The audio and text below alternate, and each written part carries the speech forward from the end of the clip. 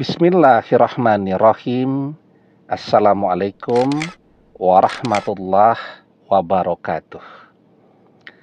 Bapak-bapak, ibu-ibu, mas-mas, mbak-mbak, khususnya adik-adikku sekalian yang dirahmati Allah dimanapun Anda berada. Kembali di IIP Channel bersama saya, IIP Wijayanto.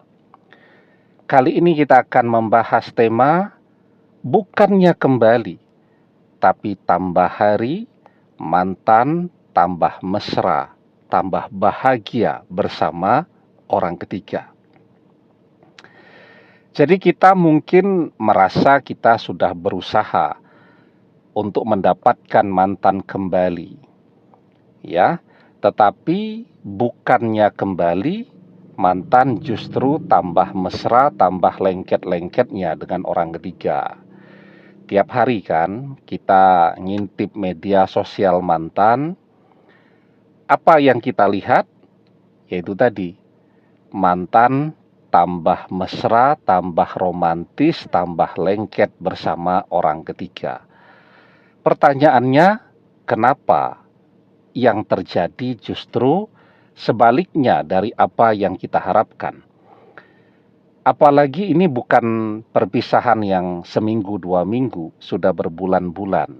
Bahkan mungkin sudah bilangan tahunan perpisahan itu terjadi. Jadi ketika perpisahan itu terjadi, kan kita tahu persis tuh. Apa sih yang menyebabkan mantan mengkhianati kita? Apa yang menyebabkan mantan lebih memilih orang ketiga setelah semua kita berikan, setelah semua pengorbanan kita? Jadi memang yang mendasar, ketika orang memberikan segalanya sampai dia tidak punya apa-apa, itulah yang kemudian yang menyebabkan banyak mantan mengkhianati dia. Dia tidak menyadari mantan ini datang mendekat ke dalam kehidupannya karena dia punya apa-apa. Dan mantannya jadi tidak mau ketika dia sudah tidak punya apa-apa, karena ketertarikannya tadi kepada harta, kepada uang, kepada fasilitas yang dia miliki. Dan dia berikan segalanya karena dia mencintai.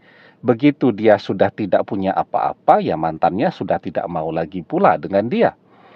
Nah, kenapa kemudian mantan berpaling? Satu tadi, karena sudah tidak punya apa-apa.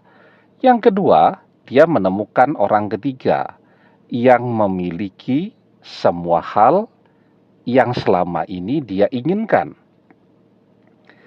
Orang ketiga punya uang, orang ketiga punya fasilitas, orang ketiga punya pekerjaan, punya karir yang cemerlang. Itu yang dia inginkan.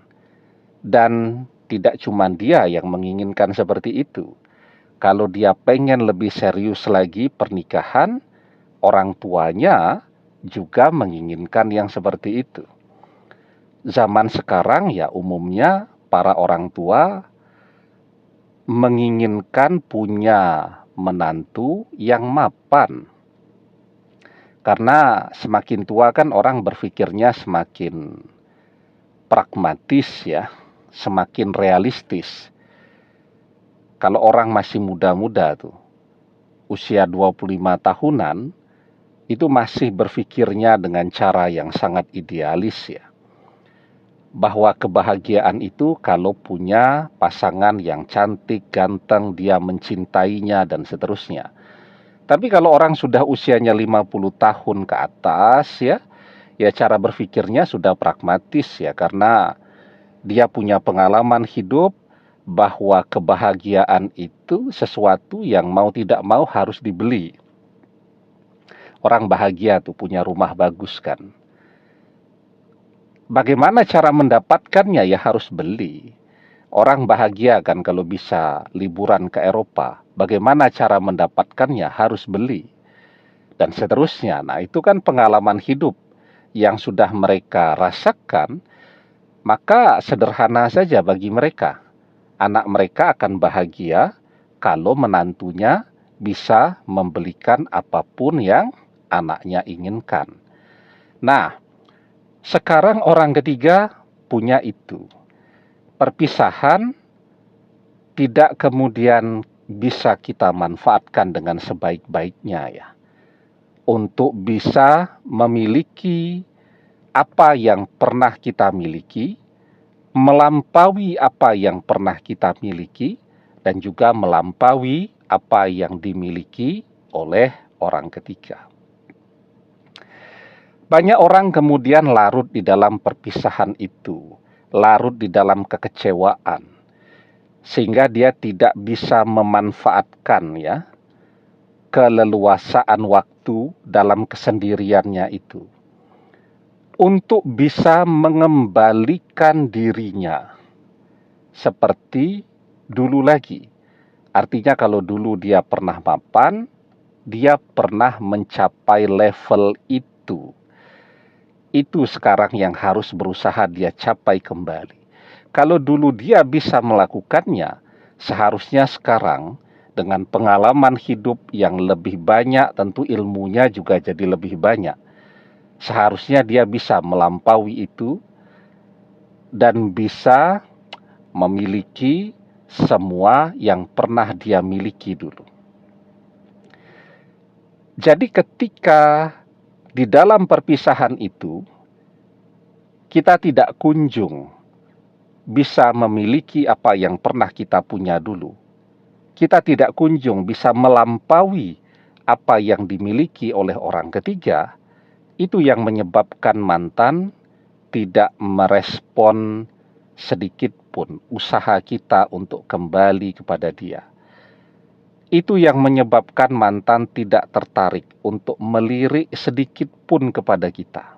Nah, karena itu kuncinya, kalau kita terus larut di dalam kekecewaan kita, ya, kita terus meratapi semua hal yang pernah kita miliki dan semuanya habis untuk mantan, itu tidak akan memperbaiki keadaan, tidak akan membalikkan keadaan dari mantan mengkhianati jadi tertarik lagi kepada kita.